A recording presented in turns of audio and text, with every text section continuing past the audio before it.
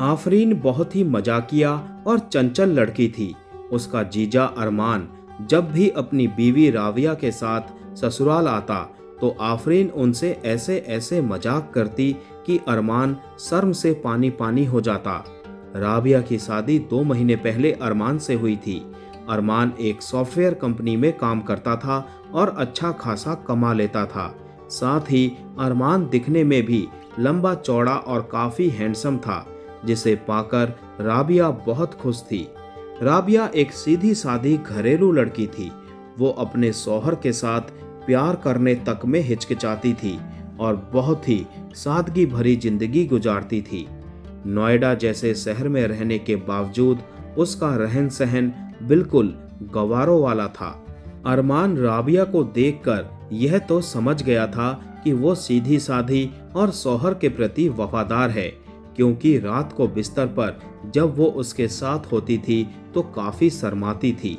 लेकिन राबिया जितनी सीधी सादी थी, उसकी छोटी बहन आफरीन उतनी ही चंचल और हंसमुख थी, जो अपने जीजा अरमान से काफी घुली मिली रहती थी और मस्ती मजाक करती रहती थी। यही वजह थी कि अरमान का ससुराल में काफी दिल लगता था।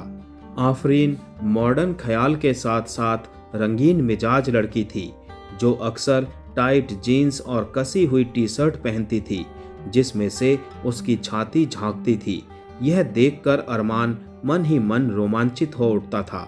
ऐसा नहीं था कि अरमान को साली आफरीन से डर लगता था। वो तो बस उस मौके की तलाश में था जो उसे अकेले में मिलना चाहिए था।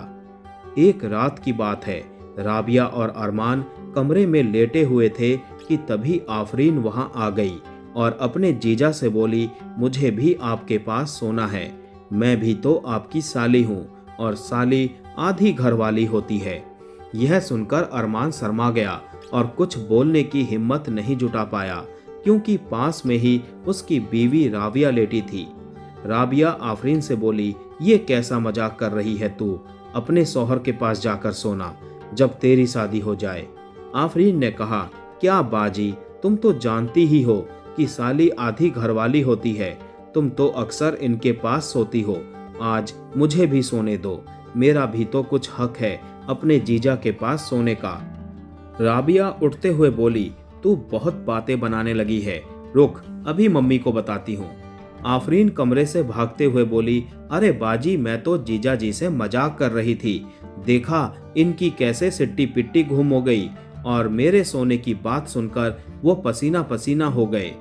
राबिया अरमान की तरफ देखकर हंसते हुए बोली, आप तो वाकई आफरीन के छोटे से मजाक से घबराकर एकदम पसीना पसीना हो गए।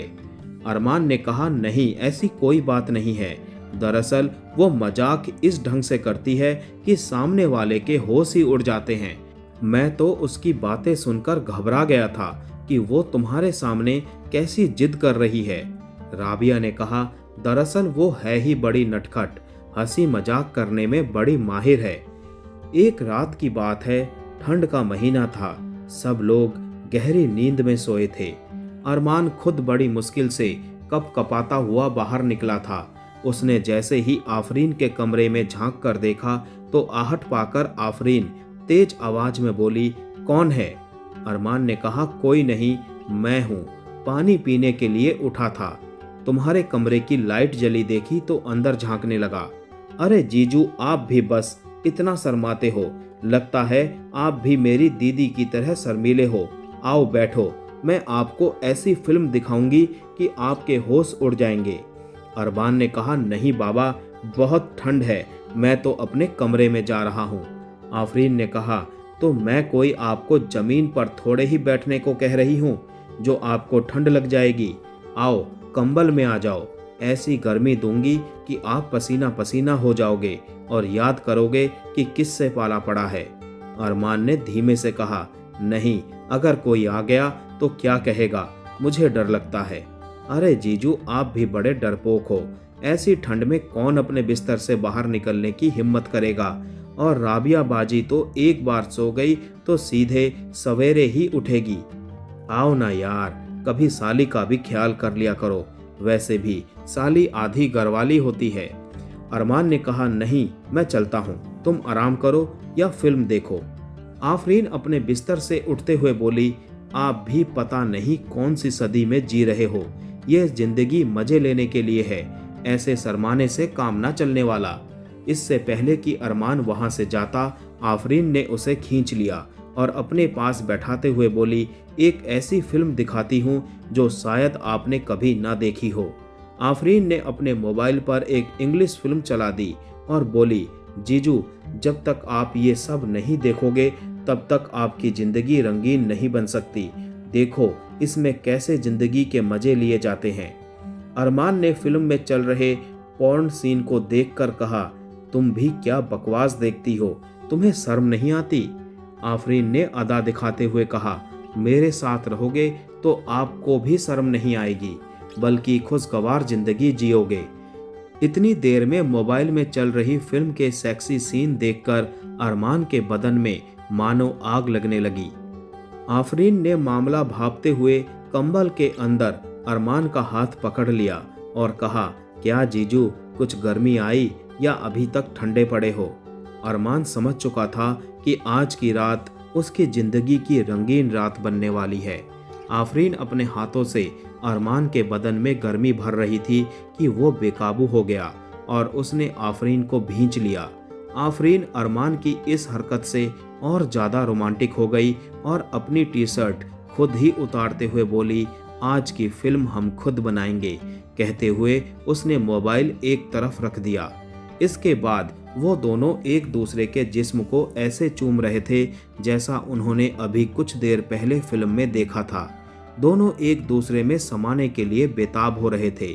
खूब मौज मस्ती के बाद दोनों संतुष्ट हो गए और एक दूसरे से अलग हो गए।